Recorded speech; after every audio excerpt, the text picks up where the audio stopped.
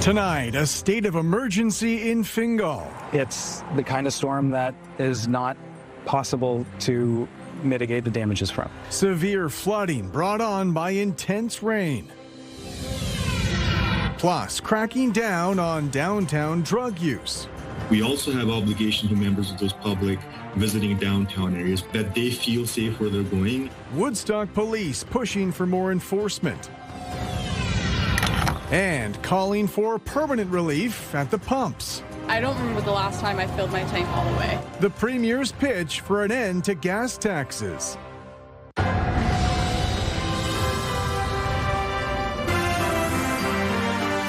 CTV News with Carlyle Fiset. Good evening. Thanks for joining us. We begin tonight with a state of emergency in a community south of London. The village of Fingal has been hit with heavy flooding for the second time this week. With more on the impact, here's Sean Irvin.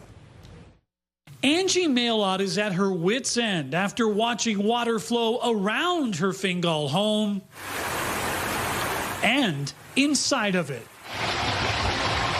So after two extreme rainfalls this week, she expects to be out of her home for a while. Right now, it's unlivable because you can't flush a toilet or take a shower. But Angie is not alone. Dozens of residents have flooded water inside their basements, including the Henshaws. Come down at 7 o'clock and it's starting to flood out because the pump wasn't taking the water out because they got no place to go. And you have how many pumps? 2. And you couldn't stop it? Nope, couldn't stop the water. The aftermath around town may have been a delight for dogs, but for humans, it was upsetting. And that included the lucky few untouched by the water who felt sorry for their neighbors. Mind blown, like the other day, we were like, oh my goodness, it's worse than it was. As homes, a park, and multiple roads washed out, the township of Southwold declared a state of emergency. The deputy mayor, who was among those with a flooded basement, stated council had no choice after nearly 145 millimeters of rain or 5.6 inches fell just this morning. That adds to an estimated 4 inches or more earlier this week. On the weekend, according to the Lower Thames Conservation Authority, we received a storm that was beyond a 1 in 100 year rainfall event. This morning we received a new storm beyond a 1 in 250 year event. Repeatedly, the same word comes out of everyone who's impacted by flooding here in Fingal. They feel helpless. Among the hardest hit, there is plenty of finger pointing. Most residents believe construction to ironically replace storm sewers worsen floodwaters. But the contractor and the municipality say neither the old storm sewer system nor the new one could have handled the volume of water. So no, we would not have, with the new system that's being installed right now, it would not have been up to the task. But multiple residents wonder if the old system was taken offline for construction, leaving the area near Fuller Street at risk. We have the municipal drain run down the side of our property, and I have never seen it flood like that. But a spokesperson for the contractor contends that is not the case, adding his teams are doing everything they can to help with the situation. He told CTV News that no resources that we have could have helped to prevent this level of flooding. It's the kind of storm that is not possible to mitigate the damages from. But residents still wonder as they begin to add up the cost of cleanup. Somebody's got to pay for it, whether it's the insurance company or who. It gets absolutely worse every time. Honestly, I'm not trusting the process or the powers that be in charge right now. In Fingal, Sean Irvin, CTV News. Good evening. I'm meteorologist Gary Archibald for CTV News. We are in a bit of a lull right now. The worst weather has worked its way well to our east. That's good news. But there's a disturbance that's coming. A boundary right over the heart of Wisconsin will eventually be over Michigan in a few hours. That will then be the story for us, in part. Tomorrow afternoon, could see some thunderstorm activity, and we'll talk more about the high heat and humidity for this weekend. Combined, both Saturday and Sunday will feel like the mid to upper 30s. Humidex values 25 right now, quiet and calm. But as mentioned, things are starting to percolate in the atmosphere. I'll break it down for you, what you need to know just ahead. For now, I'll send it back to you at the desk. Carlyle. Thank you, Gary. Woodstock police say they're cracking down on open-air drug use. Downtown business owners have been complaining, so police say they're stepping up enforcement. With more, here's Brian Bicknell. Woodstock bar owner Helen Blackmore says the issue is front and center when someone overdosed outside another nearby business. She called 911 and did what she could to help on the spot. One person collapsed in front of Telus, and I carry Narcan, so we had to go and do Narcan on him to bring him back. Called an ambulance, and it was hard to get him back. We had to shoot him twice with it. Some businesses and residents say so-called open-air drug use is becoming more of a concern. Resident Kevin Bolio admits to having had his own struggles with substance abuse, but he says there is much more to it. So you can see people on the street, but them individuals, their mental health issues aren't being dealt with properly at the core.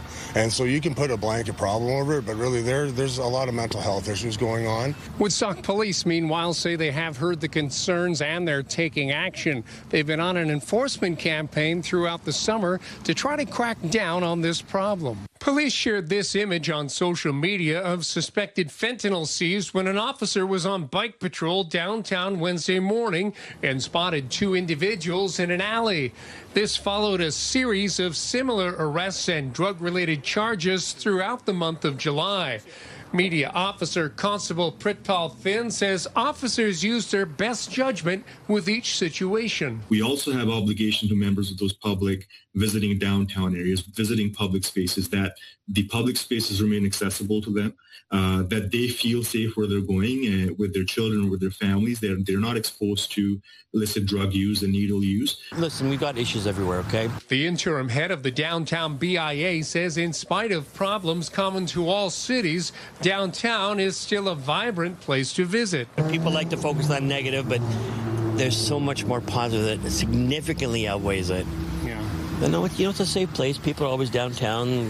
We got music on Thursdays here and a lot of events, Museum Square, but yeah, and more stores opening up. So it's downtown Woodstock is actually bustling very well. Brian Bicknell, CTV News, Woodstock. Middlesex OPP say they're investigating a home invasion from yesterday morning. They say they were called for a vehicle on fire in Thames Centre, which was registered to a person they later found suffering from minor injuries. According to police, multiple unidentified suspects had forced their way into the victim's home where an altercation broke out. Police say they then stole the vehicle and they remain at large. Toronto police revealed new details today investigating a fatal shooting at a street festival last month.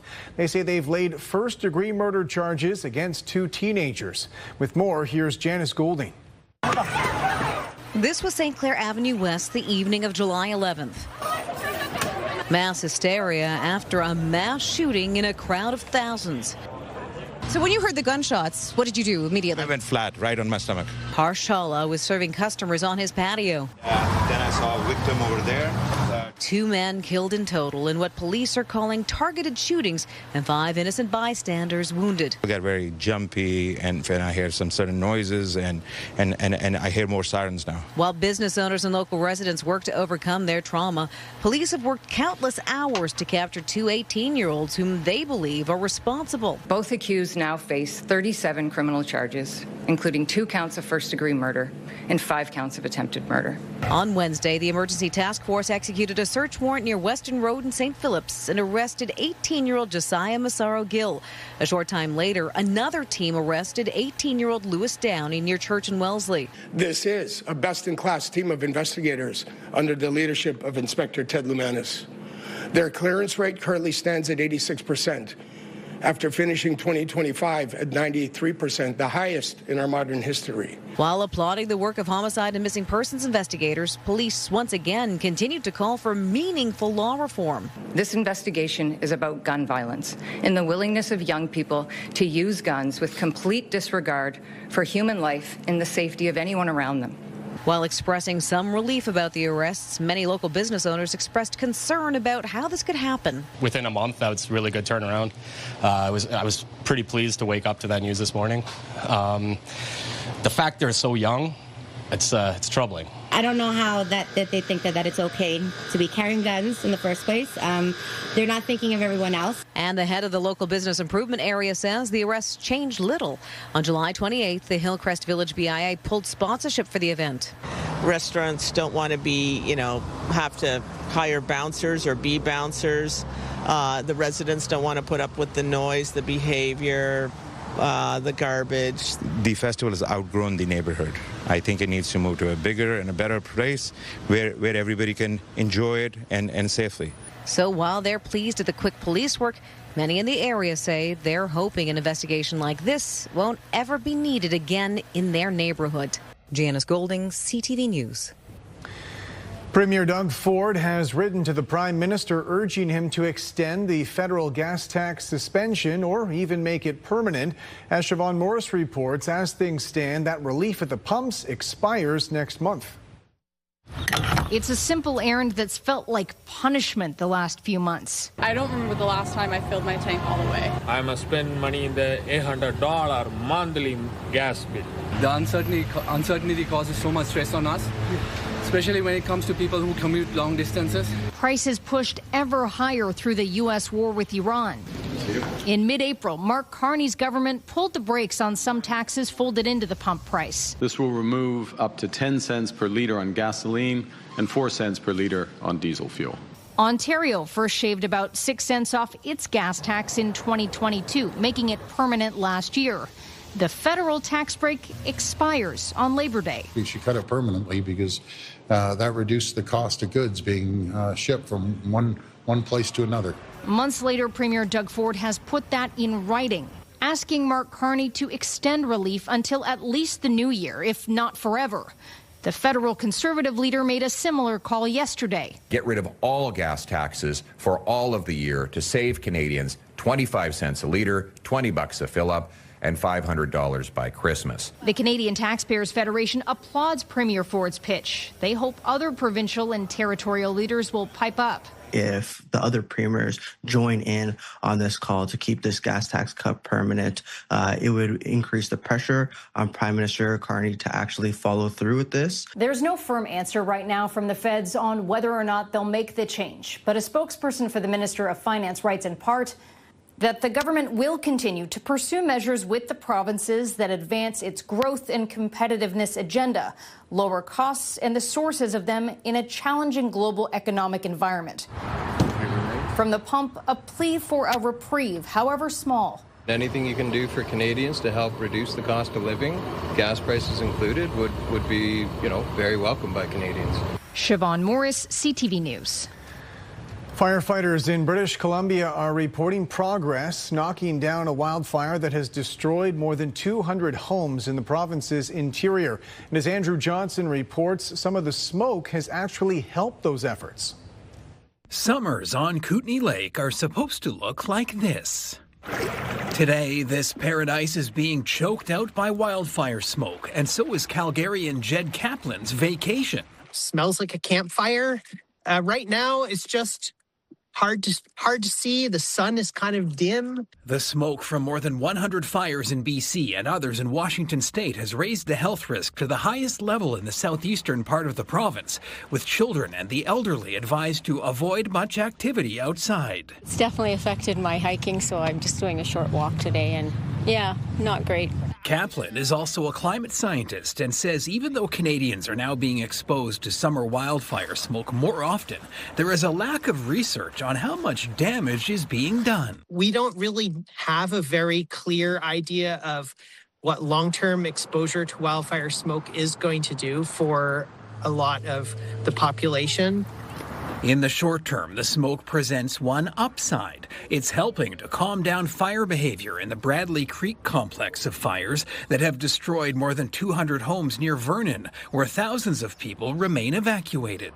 The smoke coverage is, really reducing the ability for these fires to pick up any steam and really start going. The Wildfire Service says lightning is also less of a concern than expected going into the weekend, and conversations are underway on when some of the people stuck in limbo could return to their homes. We are assessing areas where, from a wildfire perspective, it may be safe to allow residents back into the area and downgrade orders to alerts and potentially rescind alerts altogether. That conversation also includes making sure communities are safe. That can involve clearing debris, restoring power, and access to clean water before giving the all clear. The Wildfire Service knows it's a big ask, but people will need to continue to be patient. Andrew Johnson, CTV News, Vancouver.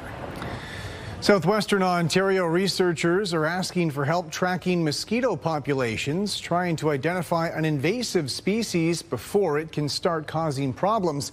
With more on the tiger mosquito, here's Chris Campbell. Mosquitoes may be a summer nuisance, but for researchers, they're a potential source of important information. The University of Windsor is asking those in Windsor, Essex, to help collect the bodies of dead mosquitoes this summer. The less squished, the better. They have a particular interest in the invasive tiger mosquito. So they want to know how common they are in our area, if their population is increasing, and they're trying to track where it might be found in our area. The tiger mosquito has been found in Windsor, Essex for about a decade, and while it can be difficult to identify just by looking at one, researchers have several ways of figuring out what species they've caught. For anyone outside this summer, the mosquitoes are already getting plenty of attention. I started down that path and I said, nope. This cyclist from Bell River says she wasn't familiar with this kind of citizen science project, but likes the idea of the public helping out. That's excellent because you get a good sample that way, and the university does a lot of good work here. It'll give us something else to look for. We're doing a scavenger hunt, and now we can look for this mosquito. And there's a public health reason researchers want to keep an eye on the tiger mosquito. The Asian tiger mosquito, which is also known as the Aedes albopictus, has been documented in our region since 2016. And is considered an invasive species of public health interest. The health unit says the mosquito is known to carry several diseases, but so far none of the mosquitoes collected locally have tested positive. Michelle Bondi stresses the goal is to better understand the local mosquito population, whether or not the tiger mosquito is found. Even if we don't find tiger mosquitoes in our sampling effort this year, that's a good thing because we don't really want tiger mosquitoes in our area. Residents who want to help can get a collection kit from the university or talk to the researchers about using their own mosquito traps, and they're hoping you'll freeze whatever you catch. I mean, it's weird to hope for more rain and more mosquitoes, but if they're out there, we just want to collect them, that's all. Chris Campbell, CTV News. Police in Wellington County are sharing a recent animal rescue they helped out with. They posted this image on social media saying this small turtle was found near the site of a crash, a little too close to the roadway for comfort. They say the little reptile received a police escort and was released at a safer location. Coming up, Canadian concessions, the latest on trade talks in Washington and what our negotiators are willing to give up. Plus, Canadian rock legends come home. The hype in Toronto for a Rush weekend takeover.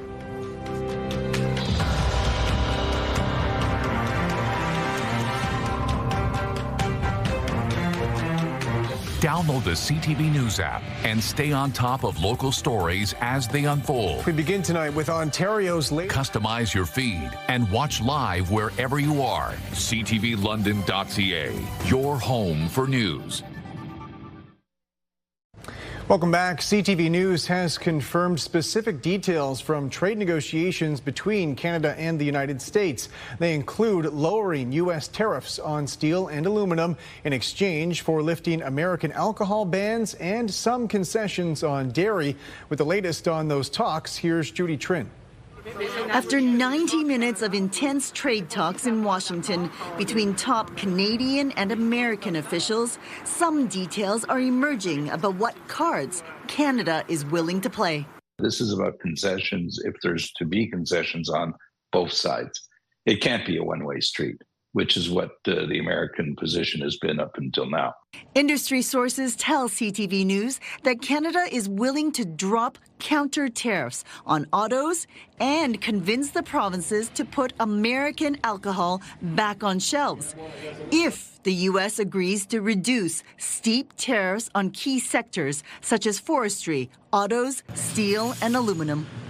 Well, I think we all heard Doug Ford a few weeks ago in D.C. in a scrum say, look, I understand the impact and the power of this booze ban, and I will reverse it if we get peace on the CUSMA and the full trade war. After meeting with the U.S. trade representative, Minister Dominic LeBlanc says the focus is on striking a comprehensive deal that addresses all the sectoral tariffs. Je crois en la gestion de l'offre, c'est important. While the Prime Minister continues to defend supply management, negotiators have discussed changing how dairy quotas are managed. Canada's nasty. If that's not enough to prevent the Trump administration from bringing in new 50% tariffs that will hit $28 billion of Canadian goods like hockey equipment, sources say the federal government is working on retaliatory measures, such as blocking the U.S. from getting preferential access to critical minerals, energy, and big procurement projects. Canada is going in a position of strength. We were able to start restructuring our economy to start building a new Canada over the past year. We see the numbers coming out. It's working. Other than negotiating with the Americans, the provinces will also have to be convinced to come on side. We're just hearing from Quebec's premier that province won't put U.S. booze back on the shelves unless they get a deal that's fair to Quebec. Judy Turin, CTV News, Ottawa. Canadian rock legends Rush are hitting the stage in their hometown of Toronto tonight for the first of 4 shows. With more on their first tour in more than a decade, here's Adrian Gabriel. And the men who hold high places must be the ones who start. For decades, Rush has held a spot close to the heart of Canadian rock and roll dreamers. A Monday warrior, mean strike. Today's Tom Sawyer, mean pride. Their soundtrack, a constant in the lives of music lovers across the country and the world. And now Rush are coming home to Toronto. We grew up right around here. We hung out right around here. We skipped school right around here. Their return to the stage, titled the 50-something Tour, marks the first time they've toured under the Rush banner since 2015. Following the death of legendary drummer Neil Peart, who died following a private battle with brain cancer in 2020. German drummer Annika Nielis is now tasked with keeping Peart's precise, relentless rhythm alive. Tonight marks Rush's return to the stage in Canada with 4 sold-out shows at Toronto's Scotiabank Arena. We're here at a downtown bar that's hosting Rush Con. There's photo booths, there's cardboard cutouts, people are getting dressed up. And check out these Rush handcrafted sculptures. I saw them the first time back in '75. I'm more excited now than I was then, and I was pretty darn excited back then. Catholics have the Vatican. Muslims have Mecca. Rush fans have Toronto. So being able to be here to see Rush, my favorite band, in their hometown, it's beyond words. The triumphant return will see the band make their way to Montreal in September, followed by stops in Edmonton and Vancouver this December. From a key to the city to Toronto's Walk of Fame, to cementing their star on Hollywood Boulevard, to music's highest hall in Cleveland.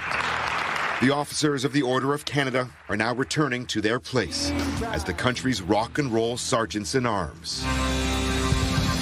Now bonded in grief, the progressive rockers march on, returning to their roots, their country, their music, reclaiming their spot center stage. Rush plays on. Adrian Gabriel, CTV News, Toronto.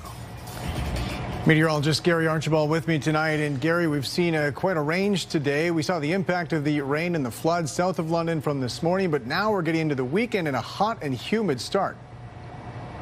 Very hot and humid. Could feel like 35 plus. You're right about that, Carlyle. Today, was a bit of a mixed bag, a mixture of sun and cloud towards the noon hour after early morning showers, even some light thunderstorm activity in the great city of London, Ontario. Between 26 and 27 degrees Celsius recorded as our highs so far. That's seasonal or average for this time of the year, holding at that mark. And increasing cloudiness is possible over the next couple of hours. The humidity levels have jumped, and that means 26 feels like a very warm 34, almost 35 degrees Celsius. The worst weather on this map, well, it's twofold, really. Just to the south and east of us, working its way through New York State proper, and then in southern Michigan. We are in the drier slot, relatively speaking, for now. But over time, anticipate the heat, humidity, combined energy in the atmosphere to produce daytime heating thunderstorms right across southern Ontario proper. And that comes in for Saturday, I think, for the late afternoon, early evening, pockets of it. And anywhere from Port Stanley due east towards Niagara Falls, Fort Erie. I think along those shores of Lake Erie's northeast could see some of the worst. And between London, Kitchener, Waterloo, Guelph, Cambridge also caught in the mix, Hamilton, Ontario, and the GTA proper. That's where we're likely to see the highest concentrations of rainfall in the next 24 to, say, 30 hours, as well as the potential for thunderstorm activity. Thunderstorm risk is also there between now and, say, 10, 11 p.m., as you can see, according to this board. Still quite warm. 21 at midnight. Will feel closer to about 29, maybe even 30. So again, the weekend is hot and humid. Here's the breakdown for the next 7 days. Take a look.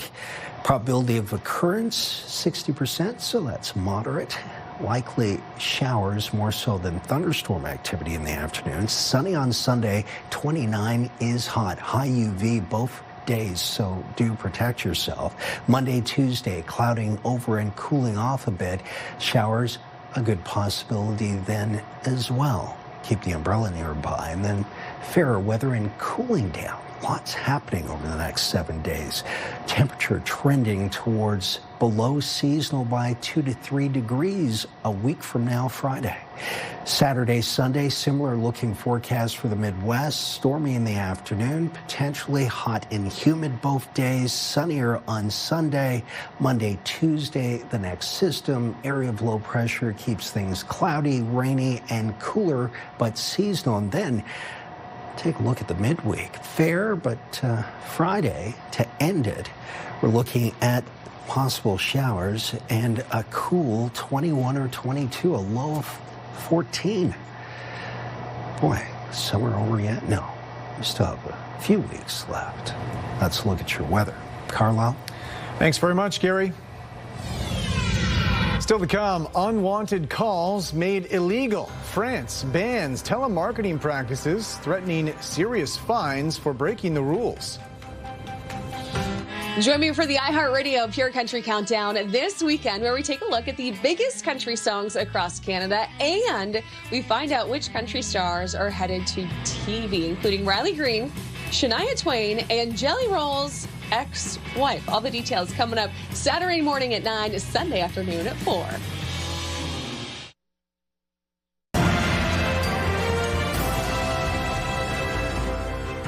The latest Canadian job numbers show a much larger increase in employment than many economists had expected. According to Stats Canada, 75,000 jobs were added nationwide last month, well ahead of the 15,000 predicted. That growth was split between full and part-time work, with Ontario leading the way with 52,000 jobs added. Canada is now up nearly 200,000 jobs from the same time last year, with the national unemployment rate down to 6.4%. The lowest it's been in 2 years. A judge in New Mexico has ordered Facebook's parent company Meta to pay more than $500 million into a teen mental health fund. The $567 million decision follows a landmark civil trial in that state, which Meta lost back in March.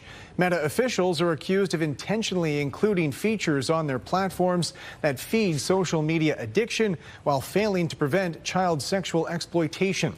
Meta officials say they will appeal the decision. French lawmakers are banning unsolicited telemarketing calls, which they say will protect consumers from intrusive sales pitches while shielding vulnerable people from fraud.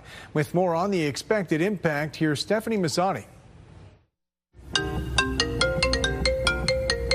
I don't think there's too many people who enjoy unsolicited telephone calls at all hours of the day. University of Windsor law professor Muharrem Kenneth says an unsolicited telemarketing ban in France is a step in the right direction, but long overdue. And those we spoke to agree. It's very frustrating. It's a waste of time. I get them so often that I never know if it's going to be a real phone call or not. And it happens so often that I just get frustrated. And it should be banned. It's a way for making sure that consumers have more power over who contacts them and under what circumstances. Under this law, individuals who make illegal calls can be fined up to 75,000 euros or more than $121,000 Canadian per call. Companies can face fines of up to 375,000 euros or more than $606,000 Canadian per call.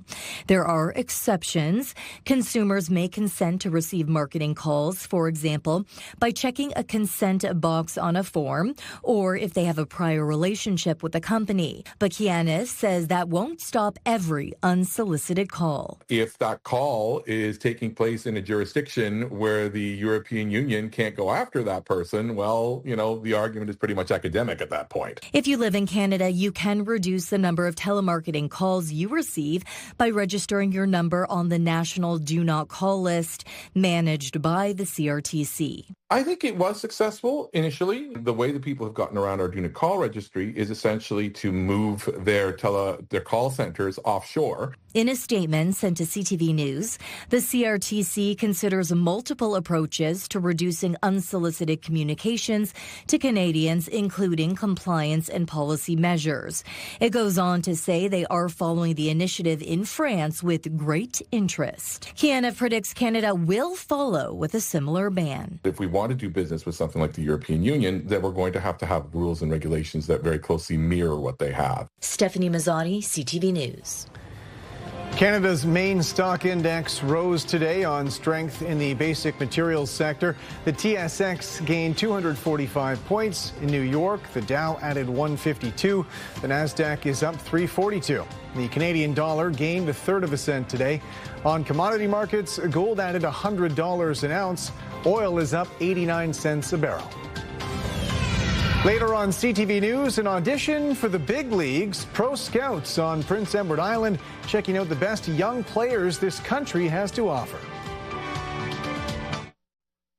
It's Jeff, KP, and Backstage Ben in the morning. Three awesome people that want to start your day or finish your overnight shift. You'll laugh, you'll text, you'll call, you'll scratch your head, and maybe even beat Backstage Ben. Weekday mornings from 5:30 to 10. Listen live on the iHeartRadio app or at 97.5 Virgin Radio. A Southwestern Ontario Conservative MP is resigning. Larry Brock represents the riding of Brantford, Brant South, Six Nations. In a statement issued last night, he says he's stepping down next month to return to a position with the Brantford Crown Attorney's Office. He will be the 7th MP to leave the Conservative caucus since last year's federal election. There are now 8 federal by-elections to be held between August 31st and mid-April. The federal government is spending more than $20 million developing a new national defense research hub in Calgary. In the coming months, Canada's establishing its 3rd Defense Innovation Secure Hub right here at the University of Calgary, dedicated to quantum technologies. Backed by an investment of $20.3 million, this hub will bring together researchers, innovators, entrepreneurs, industry partners, and defense experts to accelerate the development of quantum technologies for our Canadian Armed Forces. The federal defense minister says the University of Calgary has already built one of Canada's most dynamic quantum ecosystems, calling it the perfect place to create this new hub. He says quantum technologies will forever change how nations defend themselves. A hiker stranded on a steep mountainside in BC's backcountry for 4 days has been rescued. If you zoom in, you can see that it's pretty steep cliffs. We're not sure how he got in there. Very lucky. Rescue team members say they spotted the man waving something white and they were able to pluck him from an approximately 70-degree slope. They say he had fallen after separating from a friend, suffering significant injuries. Wildlife advocates in Saskatchewan are crediting a rancher's guard dog with saving the life of an endangered species. With more on the burrowing owl's second chance, here's Sierra D'Souza Butts. In the evening hours, Wildlife Rescue Society of Saskatchewan received a call from a rancher southeast of the province claiming to find one of Canada's most at-risk owls. This is a rancher who coexists with all the wildlife on his huge property, and his guardian dog saw a fox running through the yard. The fox seemed to have something in his mouth, leading the owner's dog to chase the animal. As soon as the fox dropped what was in its mouth, the dog stopped chasing the fox and laid down beside what was ejected from the fox's mouth, and that made him sort of be alerted to go over and see what it was the fox had caught. Revealing the catch to be a burrowing owl, the man calling the Rescue Society for help, giving the young owl another chance at life. I knew right away that this little guy definitely needed the help that only a licensed rehabilitator could provide. The endangered species can be found in southern parts of the Canadian prairies. Saskatchewan Burrowing Owl Interpretive Centre saying any sightings of the rare bird can make all the difference. Every sighting that we have that is reported gives us information, which is vital for the researchers and biologists who are tracking population numbers. Adding educating the public can slowly build up its numbers. We're always hopeful that we're going to be able to downlist them off the endangered species list, but in reality, it's going to be a tough fight. As for the young owl saved, he's under the Rescue Society's care at Salt Haven West Wildlife in Regina until it's ready to be sent back into the wild. Sierra D'Souza Butts, CTV News, Regina. Look at this, a cloud forming just above the surface. Little mist there. Yes, that is fog. A cloud has formed just above the surface. Early mornings, we often see that. Gorgeous.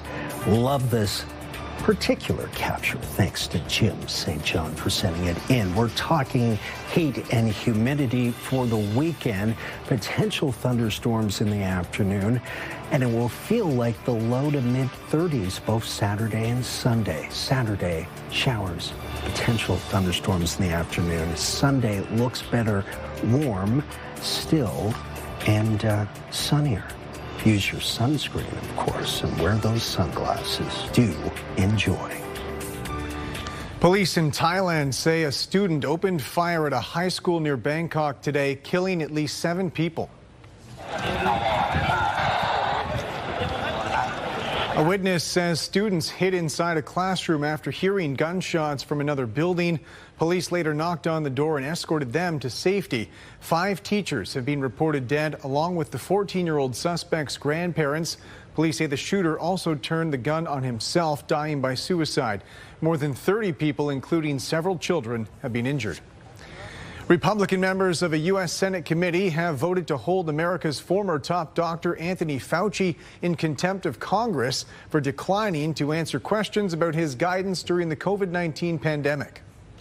We are voting on whether a witness who has received the benefit of a sweeping federal pardon can be ordered by this committee to answer questions. Fauci invoked his Fifth Amendment right to avoid self-incrimination during a hearing last week, citing concerns his answers could be used by Republicans to bring charges against him. The Republicans say Fauci is obligated to answer, though, because he's already protected by a preemptive pardon from former President Joe Biden. It will ultimately be up to the Justice Department to decide whether Fauci faces charges. President Donald Trump is pushing back on reports suggesting America's munitions stockpile is running low. We're in very good shape. We have literally massive amounts of ammunition. American media outlets are reporting Trump has been complaining about reports of dwindling munition supplies, making the U.S. appear weak in negotiations with Iran. Italian firefighters are battling a wildfire in the country's remote northern region. 5 crews have been on the scene since yesterday afternoon. All major Italian cities were placed under the highest heat alert yesterday amid scorching temperatures. A prolonged heat wave in Europe has fueled wildfires in several countries, disrupting energy and transport systems across the continent. Meanwhile, wildfires in northern Ontario have forced people and animals out of that region. Many pets and strays have had to find temporary homes elsewhere, including here in southwestern Ontario. And with more on those fostering efforts, here's Colton Weens. I love this particular rescue that I'm working with, and this was a cause that spoke to me. And how could I say no? This is Aurora, about 5 weeks old and currently being fostered by Stephanie Mealy in Kitchener. She's fantastic. She's a very sweet girl, and she's very social. She's just one of the many animals brought to the care of Northern Connection Dog Rescue around Brantford as wildfires up north keep pushing animals out. About 2 weeks ago, it was all very quick. We found out what was going on, and then within a few days, we had planned to take some dogs out. The evacuations and the fires have certainly created more of a crisis situation right now. Liz Sauer with New Caller Collective has also been helping take animals in. She says local groups around Thunder Bay are fostering pets so they can be returned to their families when possible, while strays and surrendered animals have come south. We took in about 70 animals this week. Not us ourselves, it was a group of 16 rescues, and then 2 weeks ago 110 animals came down. That went to about 19 rescues. So we don't typically see a transport every 2 weeks. Usually it's sort of every month. So there is certainly an increase. A lack of access to spay and neutering in the north has always been an issue for overpopulation, which Sauer says hasn't helped in these trying times. But while these rescues do rely heavily on donations and help, the amount of people wanting to get involved has also increased. We're really seeing it. We're seeing people step up to foster who hadn't really considered it before or asking how they can help. So it's been really rewarding to see the community step up. As for Aurora, she'll be staying in southern Ontario going forward, thanks to the loving care of the agencies helping in the province. Mealy hasn't decided whether she's going to keep Aurora or put her up for adoption, but if she is put up for adoption, it'll be in about 2.5 weeks, and Mealy will also be the one deciding where she goes. Colton Weens, CTV News, Kitchener. OPP in Northern Ontario recently discovered a family of cats seeking shelter under a police cruiser. They shared these images from North Bay showing a mother cat and her 3 newborn kittens. They say it took 2 days to safely remove them, bringing in help from multiple organizations, including the local Humane Society. In total, all 7 cats are reportedly in good health and will be available for adoption in the coming months. London's top stories. We have breaking news tonight out of Ottawa. The latest on the breaking news alerts. I'm tracking an area of severe weather. It'll start. And watch live. A developing story now from City Hall where. Download the CTV News app.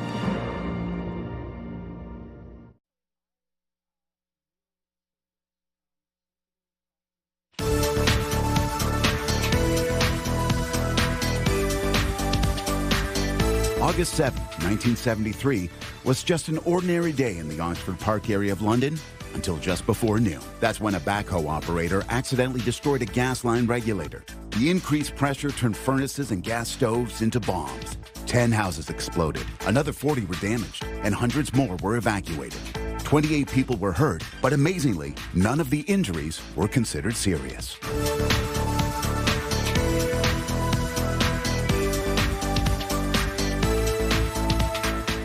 Finally tonight, some of Canada's best young baseball players are competing for a national title on Prince Edward Island this week.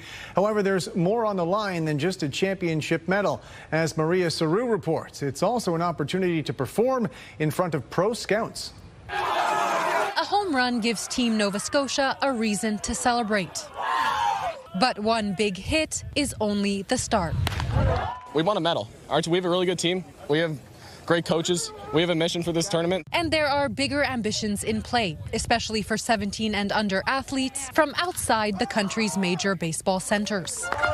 It's definitely an opportunity for them to get exposure on a national level. So did you come here with a list today? I did, and it's ever evolving. Baseball Canada head coach Greg Hamilton is in the crowd, watching closely for the junior national team's next generation. The speed of the game goes up dramatically as they move into international competition and play against the best in the world. So you're looking for players that have that type of physicality, that type of athleticism.